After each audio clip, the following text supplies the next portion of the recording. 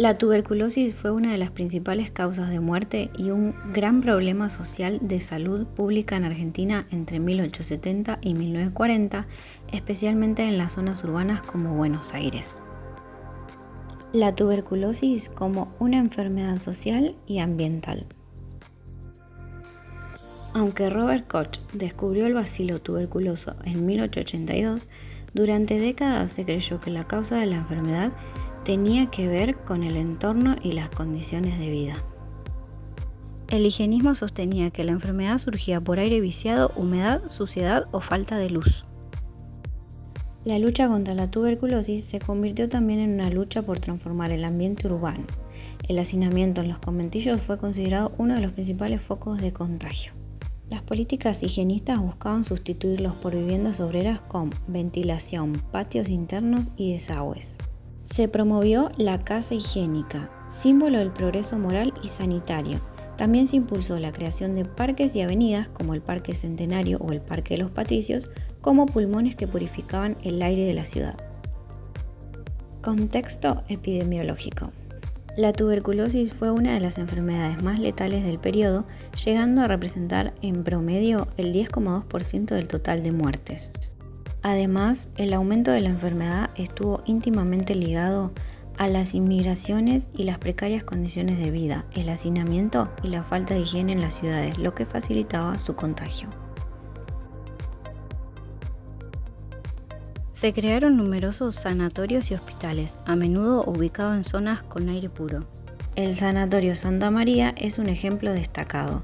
El traslado al campo o a la sierra se justificaba porque el medio natural era visto como un terapéutico, mientras que la ciudad era un foco de infección. El Departamento Nacional de Higiene y diversas organizaciones de la sociedad civil, como la Liga Argentina contra la Tuberculosis, jugaron un papel crucial en la lucha. Se implementaron avances como el catastro radiológico en algunas provincias que ayudó a detectar la enfermedad. Ante la ineficiencia biomédica, la población recurrió a diversas artes de curar no diplomadas, remedios caseros y productos farmacéuticos de venta libre. Durante fines del siglo XIX y principios del siglo XX, la medicina científica no logró imponerse completamente sobre las prácticas populares de curación. Muchos sectores obreros y pobres seguían acudiendo a curanderos, herbolarios, espiritistas o sanadores por razones económicas, culturales o de desconfianza hacia los médicos oficiales. Lejos de ser figuras marginales, los curanderos cumplían un rol de mediadores entre la ciencia médica y las creencias populares. Ofrecían tratamientos accesibles, personalizados y muchas veces vinculados con la fe o el alivio espiritual. Su práctica combinaba remedios caseros, religiosidad popular y nociones empíricas de higiene.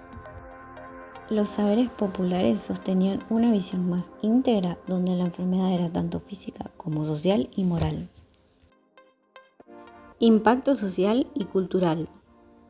La tuberculosis se convirtió en una dolencia vinculada a la pobreza y a ciertas formas de vida consideradas impuras.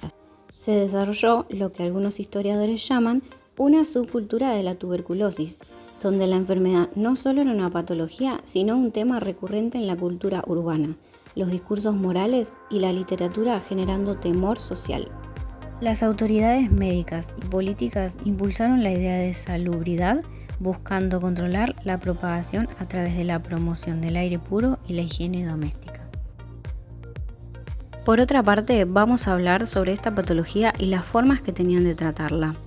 Ante la falta de un tratamiento biomédico eficaz contra la tuberculosis, los médicos del siglo XIX, como Enrique Tornú, recurrían a una amplia y desordenada variedad de remedios destinados a fortalecer el cuerpo debilitado. Para ello se utilizaban baños fríos, aceite de bacalao, gimnasia mecánica, quina, arsénico o ioduro de potasio, aunque los resultados solían ser poco alentadores. En las primeras décadas del siglo XX se implementaron diversas políticas para controlar la enfermedad, como medidas de higiene urbana y campañas de ligas antituberculosas. Aunque muchos enfermos continuaron buscando alternativas fuera de la medicina oficial, acudiendo a curanderos o remedios populares. Se puede decir que entre 1850 y 1900 los médicos de Buenos Aires enfrentaron grandes dificultades para tratar esta enfermedad. En 1854, el médico José Piñeiro registró en su tesis casos de pacientes del Hospital General de Hombres quienes morían pocos meses después del diagnóstico, pese a probar numerosos remedios. Para 1860 se abandonaron tratamientos debilitantes como sangrías, cauterizaciones o sanguijuelas y se comenzó a dar prioridad a tónicos y alimentos nutritivos. El aceite de hígado de bacalao se volvió uno de los productos más recomendados por los médicos y ampliamente consumido por la población. En el Hospital de Clínicas, dirigido por Eufemio Uvalles, se trataron apenas 25 casos de tuberculosis en 1890. 9 de ellos murieron y los demás no mostraron mejoría pese a los tratamientos con creosota, guayacol e inyecciones. Los sanitarios pulmonares, basados en aire puro y vida ordenada, llegaron a la Argentina en las últimas décadas del siglo XIX, impulsando tratamientos fuera del hospital. Dichos tratamientos incluían gimnasia higiénica, hidroterapia, aeroterapia y estadías en zonas de clima seco, como en Córdoba, consideradas beneficiosas para los enfermos. Los primeros sanatorios especializados recién se construyeron en las primeras décadas del siglo XX y a partir de 1920 comenzaron a aplicarse de forma sistemática. En 1899, el propio Enrique Tornú advirtió que los viajes terapéuticos a zonas mal preparadas podían tener resultados negativos por la falta de dirección médica e infraestructura adecuada. En 1878, la tesis del médico Fenelón Matorras fue la primera en sistematizar los efectos curativos de las estadías en climas secos. Los pacientes que él describía pertenecían a familias acomodadas, reflejando una diferenciación social. Mientras los sectores pobres morían en hospitales públicos, los más ricos podían acceder a tratamientos modernos y distinguidos.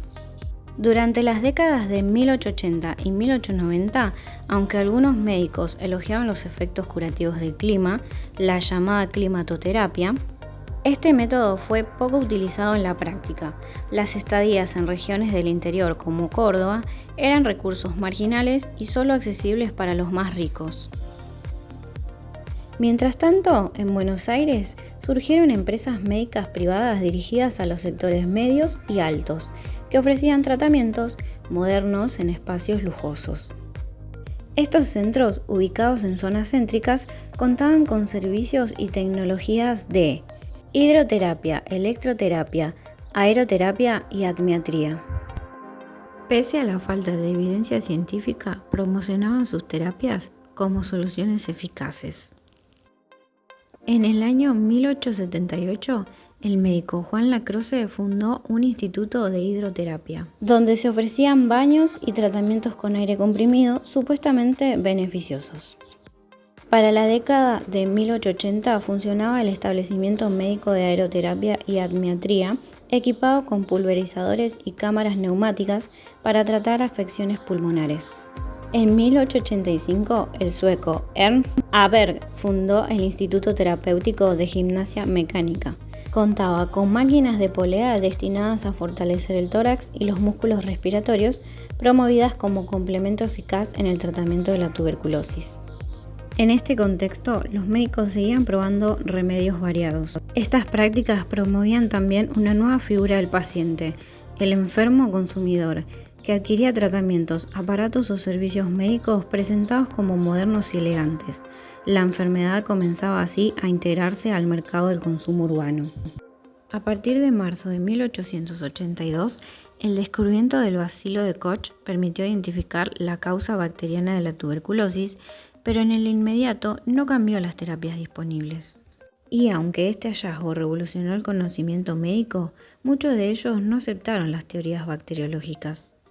Pero pese a las discusiones científicas, sabían que sus tratamientos eran ineficaces y esta enfermedad seguía siendo una amenaza incontrolable. Durante las últimas décadas del siglo XIX, la mayoría de los pacientes tuberculosos recurrió a curanderos, remedios caseros, tónicos de venta libre o prácticas alternativas combinando recursos según sus posibilidades. Este fenómeno muestra que el cuidado de la salud muchas veces fue una cuestión de mercado más que de títulos médicos. En octubre de 1891, el mano santa Mariano Perdriel fue protagonista de una polémica pública cuando un periodista fingió ser un enfermo desahuciado de tuberculosis para conocer su método, basado en la imposición de manos. Así es como, desde mediados del siglo XIX hasta comienzos del siglo XX, los manuales y diccionarios de medicina popular fueron una ayuda frecuente para los habitantes de Buenos Aires que buscaban aliviar sus enfermedades sin acudir al médico. A fines del siglo XIX también circularon manuales locales como medicina doméstica que sugería vómitos, píldoras de opio, viajes y apoyo emocional como parte del tratamiento. Entonces, podemos decir que entre 1851 y los primeros años del 1900, la población porteña recurrió ampliamente a la literatura médica popular para enfrentar la tuberculosis, mezclando saberes científicos, tradicionales caseros y creencias cotidianas. Entre los años 1863 y 1891, en Buenos Aires circularon múltiples obras y artefactos ligados a terapias alternativas para tratar la tuberculosis, mostrando la gran diversidad y dinamismo del mercado de la salud en el siglo XIX. En el año 1889, un supuesto médico extranjero, sin autorización para ejercer, publicó avisos en los diarios porteños prometiendo la cura definitiva de la tuberculosis, representando así las identidades híbridas entre curanderos y médicos. Finalmente, en el año 1891, la Oficina de Patentes de Invención otorgó una patente por 10 años a un aparato para la curación de la tisis por medio de inhalaciones de aire caliente, lo que mostró el intento de incorporar tecnologías al tratamiento de la enfermedad. El Departamento Nacional de Higiene dictó en 1882 una ordenanza que prohibía publicitar específicos mencionando enfermedades, ya que se consideraba una forma de curanderismo. Además, la Ley de Ejercicio de la Medicina de 1877 prohibía los llamados remedios secretos sin fórmula conocida o aprobada. Sin embargo, los controles fueron mínimos y las autoridades sanitarias solo intervenían cuando existía riesgo para la población. Mortalidad en principios del siglo XX. En el comienzo del siglo XX, la tuberculosis era una de las principales causas de muerte y cerca del 50% de los enfermos fallecían por esta enfermedad. Para 1911 representaba casi el 8% de todas las muertes del país y hacia 1918 alcanzó su punto máximo.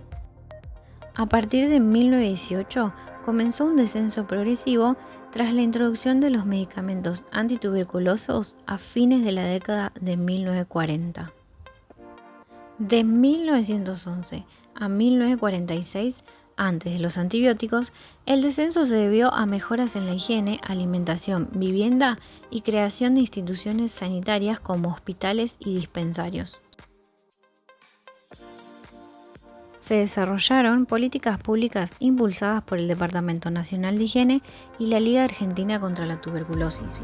Además, la baja se vinculó también a una inmunización natural de la población por exposición prolongada al bacilo.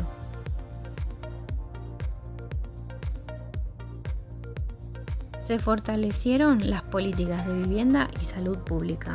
El enfoque ambiental se combinó con una visión más bacteriológica y médica. La tuberculosis siguió siendo un problema de pobreza y desigualdad. La introducción de la streptomicina marcó el comienzo de una nueva era en la lucha contra la tuberculosis, pasando de una sentencia de muerte a una enfermedad curable. Para concluir y darle un cierre a este video, mencionaremos una frase del historiador Diego Armus. La tuberculosis fue el punto donde confluyeron el discurso médico, la preocupación social y la imaginación urbana. La ciudad, como el cuerpo, debía purificarse.